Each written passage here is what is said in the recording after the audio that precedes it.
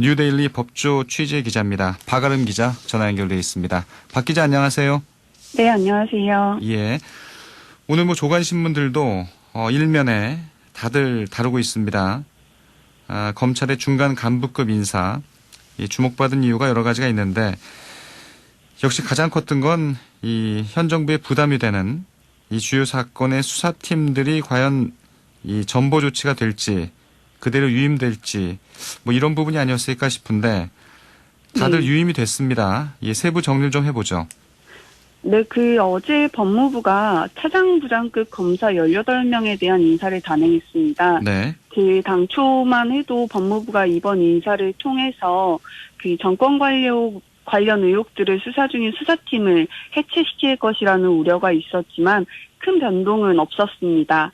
우선 월성 원전 경제성 평가 조작 의혹을 수사 중인 대전지검 형사 5부의 이상현 부장검사와 김학의 전 법무부 차관의 불법 출국 금지 의혹을 수사 중인 수원지검 형사 3부의 이정섭 부장검사 모두 유임됐습니다.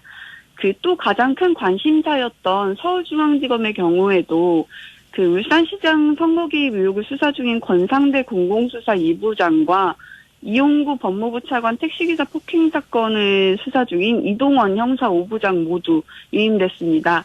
마지막으로 채널A 사건과 관련해서 한동훈 검사장의 무혐의 처분을 놓고 이성윤 중앙지검장과 충돌했던 변필건 중앙지검 형사 1부장도 유임됐습니다. 네. 이거 다들 지금 수사가 진행 중인 주요 사건의 수사팀은 그 자리에서 계속 수사를 하게 되는 거잖아요? 네, 그렇습니다. 예. 근데 어떻게 법무부 초안에는 원래 이들 검사들이 다 바뀌는 거였다 또 이렇게 신문들은 또 지적하는 신문들도 있는데 그건 어떻게 된 건가요? 아무래도 지금 관측으로는 중간에서 신현수 수석이 어느 정도 영향을 끼치지 않았을까라는 의견이 나오고 있는데 어제 컴백한 청와대 신현수 민정수석이 이 박범계 법무부 장관과 여러 가지 소통과 함께 얘기를 나눴다 이렇게 보는 거네요. 네. 그러니까 이제 신 수석이 처음에 고위급 간부 인사 이후 사의를 표명하고 중간 간부 인사 직전에 돌아온 배경이 아무래도 휴가 중에 이번 인사안에 대해서는 검토를 했고 의견도 냈기 때문이 아니냐라는 말이 나오는데 결국 이번 인사에서 정권 수사팀 지휘 라인이 모두 유임된 것에 신수석 노력이 컸고 좀 법무부가 이를 어느 정도 수용하자 신수석도 한 발 물러선 것이 아니냐 이런 관측이 나오고 있습니다. 네. 박범계 법무부 장관도 어제 국회 법사위에 나와서 이 청와대든 대검이든 충분히 소통하겠다 이런 얘기도 또 했어요. 네. 결국은 박범계 법무부 장관과 신현수 청와대 민정수석이 이 검찰 이 중간 인사와 관련해서는 충분히 이 소통을 했다 이렇게 볼 수 있겠네요. 그렇습니다. 일단 표면적으로는 정권 수사팀을 유임시킨 것만으로도 박범계 장관이 신수석과 윤석열 총장을 또다시 패싱했다는 비판에서는 한 발짝 벗어난 모습입니다. 실제 박 장관도 어제 말씀하신 대로 국회 법사위에 출석해서 청와대든 대검이든 충분한 소통이 있었다고 피력했습니다. 근데 이제 법조계에선 실제 윤 총장의 의견이 반영됐다고 보기는 어렵다는 의견이 지금 많습니다. 애초 대검이 법무부에 요청한 건 광범위한 규모의 인사 단행이었는데 법무부는 소규모 인사 원칙을 고수했던 것으로 알려졌습니다. 이에 대검 측에선 정권 수사팀에 대한 핀셋 인사를 해서는 안 된다는 우려를 밝힌 상태였습니다. 그러니까 결국 윤 총장 측에서 제시한 광범위 규모 인사라는 일환이 받아들였다기보다 정권 수사팀을 와해시키지 않는 선에서 최악의 갈등 상황을 면한 수준으로 보입니다. 네.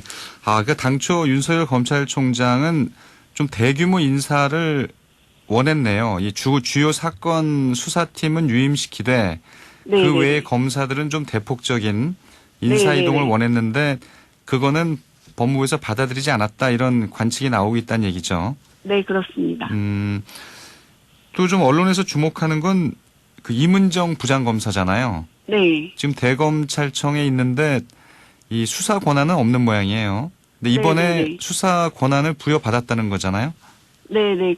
바로 친정부 성향의 이문정 대검 감찰연구관에게 서울중앙지검 검사로서 겸임 발령낸 대목입니다. 네. 그 이문정 연구관에게 검사로서 수사권도 부여한 건데 이로써 이문정 연구관은 감찰 연구관으로서 검사 비위에 대한 감찰과 동시에 곧바로 수사를 개시할 수 있는 수사권까지 갖게 된 겁니다. 법무부로선 감찰 업무의 효율과 기능을 강화해서 검찰 개혁에 일조하겠다는 취지인데 일각에서는 윤석열 검찰에 대한 감시를 본격화하는 것 아니냐 이런 지적도 제기되는 상황입니다. 네. 이문정 부장검사의 이 위상이 검찰 내에 상당히 높군요. 네, 그렇습니다. 예. 그리고 이제 검찰에 고발됐던 이 김진욱 공수처장, 고위공직자 범죄수사처장입니다. 이 공수처장이 이제 김영란법을 위반했다는 의혹 사건이 있잖아요. 네. 예, 이 부분이 서울경찰청이 이제 수사를 맡는 모양인데요. 네. 현재 김 처장은 헌법재판소 재직 당시 코스닥 상장사 주식을 취득하는 과정에서 부당한 시세 차익을 얻었다는 의혹을 받고 있습니다. 예. 세부적으로는 김 처장이 2017년 코로나 진단키트 제조업체인 미코바이오메드 주식을 시세보다 싸게 취득해 약 476만 원의 차익을 얻었다는 의혹입니다. 미코바이오메드 김성우 대표는 김 처장이 미국 하버드대 로스쿨 유학 당시 친분을 쌓은 인물로 알려졌습니다. 고발인인 투기자본감시센터는 김 처장이 동일인에게서 연간 300만 원을 초과하는 금품을 받을 수 없도록 규정한 김영란법 8조를 위반한 것이라고 주장하고 있습니다. 네. 예. 그리고 이제 이 법안 하나가 이제 열린민주당 네. 최강우 의원이 발의한 법안이 있습니다. 이 검찰청법 개정안인가요? 이게 네. 근데 이제 검사나 이제 판사가 퇴직 후 1년 이내에 이 공직선거에 이제 출마하지 못하도록 하는 부분인데 네. 이 부분이 이제 윤석열 검찰총장을 겨냥한 게 아니냐. 왜냐면 7월에 이제 임기가 끝나잖아요. 네. 예. 지금 이제 국회에 이제 발의가 된 상태고요. 네. 대법원 의견이 나왔는데 부정적인 의견이 나왔네요. 네, 대법원 법원 행정처는 최근 지난해 12월 최강욱 의원 등이 발의한 검찰청법 일부 개정안, 이른바 윤석열 출마 방지법에 대해 추가 검토가 필요하다라는 의견을 회신했습니다. 예. 법원 행정처는 검찰청법 일부 개정안이 판검사들에게 차별적 조치가 될 수 있다는 취지의 입장을 냈습니다.